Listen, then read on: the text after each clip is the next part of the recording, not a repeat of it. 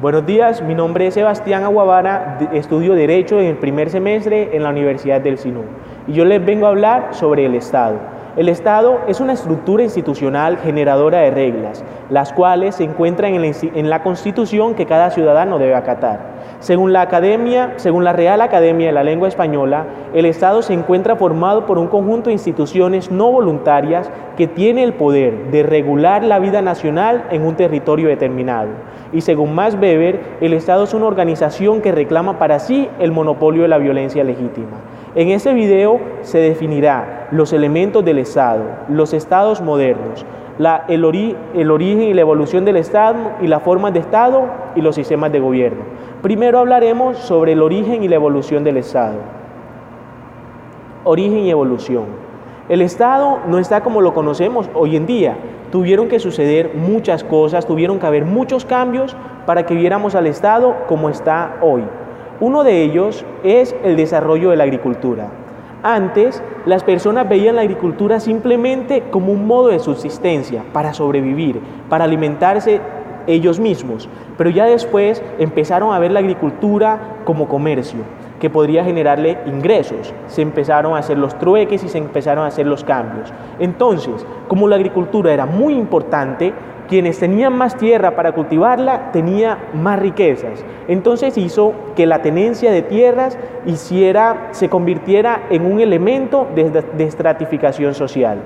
Además, con esta tenencia de tierras, debido a esto se dio un intercambio comercial y hizo que se centralizara el poder. Y todo esto hizo posible el surgimiento de dos grandes tipos de estados, que son las polis griegas y los grandes imperios, como los conocíamos antes, el imperio romano, el imperio persa y todo eso. Para hablar de Estado como una institución, debemos primero referirnos al siglo XII y al siglo XIV en Europa, donde el feudalismo se convirtió en el sistema de gobierno más importante. ¿Por qué? Porque era un sistema de poder no solo militar, sino que en él había una relación entre el amo y el vasallo. Y el feudalismo se basaba en la jerarquización social y política de la sociedad. Pero ya después, en el siglo XIV, cuando el feudalismo estaba cayendo en decadencia, empezó a salir un nuevo concepto, que era el concepto de soberanía. ¿En qué consiste esto? En que el poder solo lo tenía una persona, y en ese caso era el rey, en ese caso. Miren, cuando el rey empezó a tener el poder, se dio origen al Estado absolutista. Nos citamos aproximadamente en el siglo XVI y XVII, en el cual la monarquía absoluta se volvió en el tipo de gobierno más predominante de Europa. Y esto hizo que el estado de gobierno, el feudalismo, llegara a su destrucción. Esta transición se vio llena de muchas características que citaremos más adelante, pero las principales era que los representantes del rey, era que estaban los intendants en Francia, que eran los representantes del rey en las otras provincias. Además, se vivía una política mercantilista y las clases sociales que habían en ese tiempo era la nobleza, el clero, la burguesía y el campesinado. Además, la burguesía en ese entonces se volvió como una fuente de financiación para el rey. Ahora hablaremos sobre los primeros estados modernos. Los estados modernos. Los principales estados modernos en el siglo XII fueron Francia, Inglaterra y España. Nacen las monarquías nacionales y estos estados modernos hicieron que se rompiera el feudalismo y así el poder se centralizara en una sola persona, que en ese entonces era el rey. Empezaremos a hablar sobre Francia, que se caracteriza porque se estableció una monarquía en el año 1461 al año 1483 y su primer rey fue el rey Luis XII. Fíjense que en ese entonces se incorporaron a la corona francesa territorios que eran importantísimos, que eran Borgoña, Franco Condado y Rosellón. Después del rey Luis XII hubieron sus sucesores, que fueron el rey Carlos VIII, el rey Luis XIII, el rey Francisco I y el rey Enrique II. Estos llevaron el mando a la corona francesa, afianzándose así la monarquía y el absolutismo en ese entonces. Otro otra característica de ese primer estado absolutista, de este primer estado moderno que fue en Francia, fue el paso del feudalismo al capitalismo. Y con esto era que había acumulación de riquezas, por tal que a los burgueses les convenía muchísimo esto.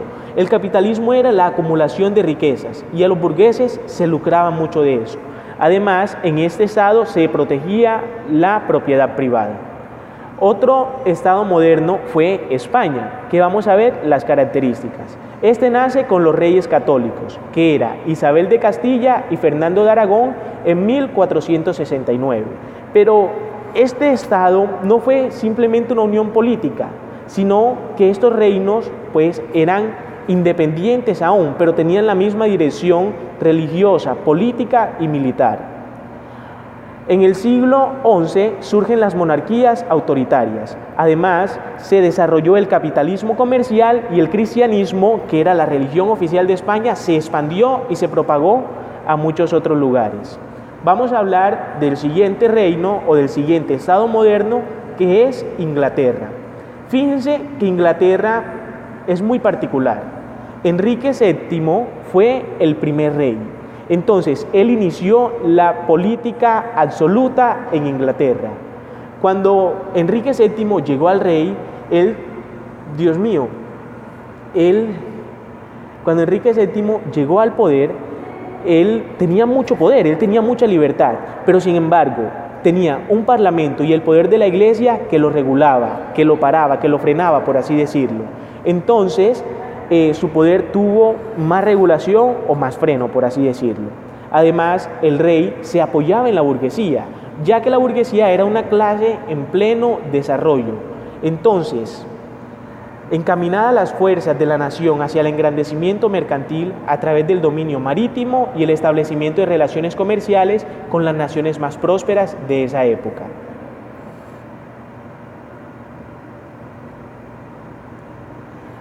Enrique VII tuvo un hijo que fue Enrique VIII. Fíjense que Enrique VIII, quien lo sucedió al rey, él introdujo a Inglaterra la reforma protestante, ya que el Papa le negó su solicitud de divorcio con su esposa.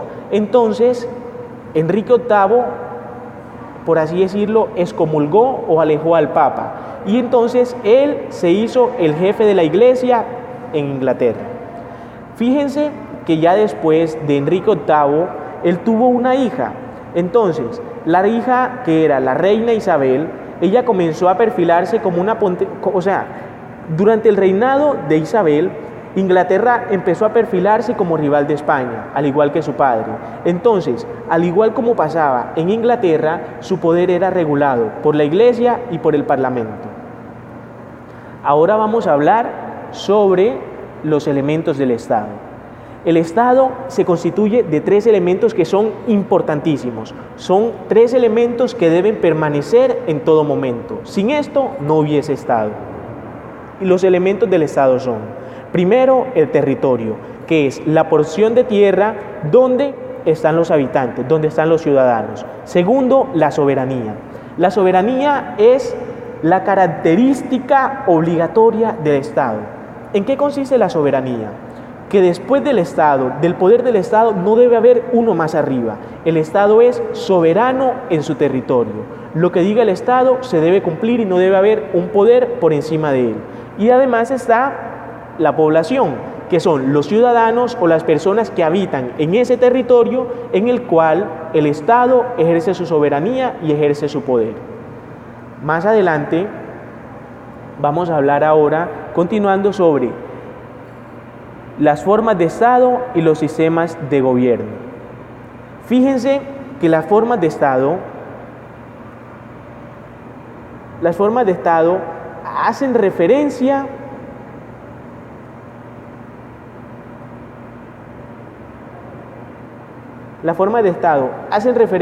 a la relación que existe entre los 3 elementos del Estado, que son territorio, soberanía y poder. Existen diferentes formas de Estado, depende de la relación que ésta exista.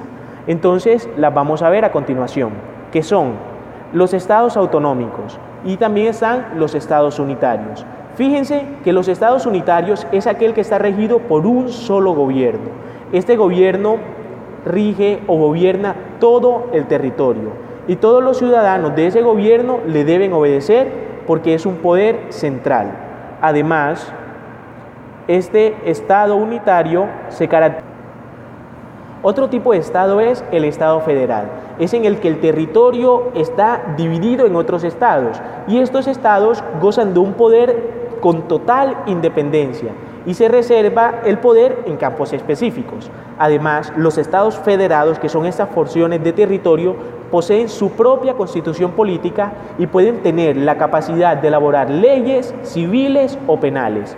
Otro tipo de estado, bueno, son los estados federales, ¿cierto?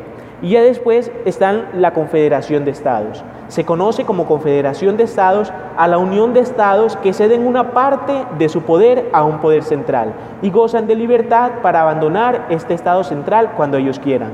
Un ejemplo muy claro, la Unión Europea. Miren, un ejemplo sobre los estados unitarios es nuestro país, Colombia, que está regido por un solo gobierno, el gobierno nacional, y ese rige a todo el territorio. Los estados federales pueden ser los Estados Unidos de Norteamérica, en el que están muchos estados que cada quien tiene sus leyes, su propia constitución, pero están unidos políticamente. Un ejemplo también sobre la Confederación de Estados es la Unión Europea. Ahora vamos a hablar sobre los sistemas de gobierno.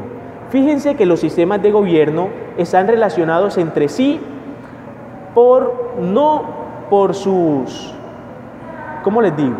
No por sus elementos, no por el territorio, la población y el poder, sino que hacen referencia a la relación que existe entre sus poderes, que son el poder ejecutivo, legislativo y judicial. Gracias a esta relación que existe entre los tres poderes del Estado, ejecutivo, legislativo y judicial, existen varios tipos de gobiernos. Y vamos a empezar con el sistema del presidencialismo. Fíjense que el sistema presidencialista es un gobierno que se caracteriza por la elección de un presidente. Es electo mediante el voto del pueblo y no por el poder legislativo. En el sistema de gobierno unitario, en el cual el presidente concentra la integridad de las competencias ejecutivas. Una de las características al resaltar del sistema presidencialista es que el poder ejecutivo y legislativo es totalmente independiente. El poder ejecutivo y el poder legislativo son totalmente independientes. Sin embargo, el presidente puede vetar los proyectos de ley que salen del Congreso. El poder ejecutivo nombra, tutela la integración de su gobierno. Además, la existencia del poder ejecutivo y la existencia del poder legislativo es independiente a la voluntad política de cada uno de ellos. Y el presidente tiene constitucionalmente permitida una intervención en el poder legislativo, que es la facultad del veto. Fíjense que en el sistema presidencialista hay diferencias. ¿Por qué? El poder ejecutivo y el poder legislativo están ciertamente separados y muy separados. Una de las principales características o una de las evidencias con que nos podemos dar cuenta de esto son las elecciones. El Congreso se elige en unas elecciones y el presidente se elige en otras elecciones. Otro tipo de sistema de gobierno es el parlamentarismo, que es del que vamos a hablar ahora. El parlamentarismo es un sistema de gobierno que surge en Inglaterra, en el cual el Parlamento participa de forma exclusiva en las direcciones de los asuntos del Estado. En el parlamentarismo, la conformación de un gobierno y la duración de su tiempo pertenecen solamente a la mayoría parlamentaria. Fíjense que el sistema parlamentario o el parlamentarismo hay una división más notoria del poder, en el que está el poder ejecutivo y el poder legislativo. Vamos a hablar primero sobre el poder ejecutivo. En el poder ejecutivo hay jefe de Estado y jefe de gobierno. El jefe de Estado, ya sea un monarca o un presidente, dependiendo de cada nación, tiene la función de representación y protocolo. Además, este debe acatar las decisiones del electorado o la mayoría parlamentaria. Por su parte, el jefe de gobierno, que puede ser un primer ministro o un canciller, tiene como función conducir la administración del gobierno en ese mismo estado. El otro poder es el poder legislativo. En el sistema parlamentario, el poder legislativo es bicameral. Existen dos cámaras. Está la Cámara Alta y la Cámara Baja. Fíjense que la Cámara Alta es la que pertenece a los senadores y estas surgen a través de procesos electorales. Y la Cámara Baja es la que pertenece a los diputados, que son los representantes del pueblo. El sistema parlamentario tiene su origen en los siglos XII, XI y XII. En ese entonces, en Inglaterra no había un parlamento como hoy se le conoce, más bien existía un gran consejo del rey, en el que estaba formado por los nobles y por el alto clero, el alto poder de la iglesia. De este grupo, el rey escogía a unos consejeros, por así decirlo. Pero fíjense que a partir del siglo XIII, la burguesía empieza a tomar protagonismo. Entonces empezó a pedir ser parte del consejo del rey. Pero fíjense que era necesario, porque la burguesía, por su gran capacidad financiera y económica, tenía pues la facultad o el conocimiento para así establecer los impuestos. El rey Eduardo I tomó la decisión de formar una cámara en la que se incluyera el bajo clero y la creciente burguesía inglesa. Esto así permitió que se diera un antagonismo entre la burguesía y la nobleza, tanto así que en el siglo XIV se dividió en un sistema bicameral, la Cámara de Lores y la Cámara de los Comunes. Estos eran los encargados de deliberar durante la ausencia del rey. La Cámara de Lores era la que estaba compuesta por la aristocracia, por los nobles, por los ricos de ese tiempo y por los altos poderes del clero. Y la Cámara de los Comunes era la que estaba compuesta por la burguesía y por el bajo clero. Pero fíjense que hasta el siglo XVIII el Parlamento solo tenía la facultad de deliberar sobre el establecimiento de los impuestos, ya que el poder legislativo solo residía en el rey. Pero con el paso de los años estas facultades se fueron ampliando. Estas facultades se fueron ampliando hasta el punto de poder hacer leyes. Y a partir del siglo XIX se produce un cambio en el sistema parlamentario, en el que el primer ministro se convertía en el primer jefe ejecutivo. Y así el rey solo tiene la representación simbólica de protocolo ante el mundo. Ahora hablaremos de otro sistema de gobierno que es la aristocracia. Fíjense que la aristocracia o el gobierno de los mejores nace en la antigua Grecia. Se designa el gobierno de los mejores. Vamos a dividir la palabra. Aristos, que significa mejor, y kratos, poder o gobierno. Entonces, el gobierno de los mejores tiene como característica poseer muchas riquezas y un alto poder adquisitivo. La aristocracia surge en Grecia en el siglo VIII a.C. Entonces, en la aristocracia, el poder solo lo posee un pequeño grupo de elegidos, un pequeño grupo de personas que podían recibir ese poder, ya sea por linaje, por herencia, por sucesión de sus padres o por un alto poder adquisitivo. Entre más riquezas tengas, más puedes tener el poder. Fíjense que ese grupo de aristócratas, ese grupo que gobernaba, debía ser culto e instruido. Y esto es opuesto a la monarquía, donde solo el poder lo poseía una sola persona, en este caso el rey. Dos grandes pensadores que hablaban mucho sobre la aristocracia eran Platón y Aristóteles. Platón consideraba que la aristocracia era la mejor forma de gobierno para el hombre. Por su parte, Aristóteles decía que la aristocracia era una forma de gobierno justa, la cual respetaba la ley y buscaba el bien común. Con el pasar de los años, de la aristocracia pasamos a otro sistema de gobierno, que es la oligarquía. La oligarquía también nace en la antigua Grecia y no es más que la degeneración de la aristocracia. En la aristocracia se miraba el bien común. Sin embargo, en la oligarquía se mira solo el propio interés, sea enriquecerse a sí mismo o hacer leyes que busquen el interés o las riquezas de ese pequeño grupo que estaba gobernando. Sabiendo esto, la oligarquía es el grupo reducido de personas que gobierna a un Estado, que tiene el interés puesto en las riquezas y sus integrantes son pertenecientes a la misma casta o a la misma clase social. Vamos a hablar ahora sobre sobre otro sistema de gobierno que es la monarquía. Fíjense que la monarquía es la forma de gobierno más es una de las formas de gobierno más antiguas existentes en la sociedad. En esta, el monarca representa la concentración del poder en el rey y es de carácter vitalicio, ya que el rey ocupa su trono hasta la muerte, pero también es de carácter hereditario, ya que una vez muere el rey, lo sucede su primogénito o un familiar directo, dependiendo al caso, ¿cierto? Viéndolo esto, existen diferentes tipos de monarquía: la monarquía constitucional, la monarquía autoritaria y la monarquía híbrida. Vamos a hablar primero sobre la monarquía institucional o parlamentaria.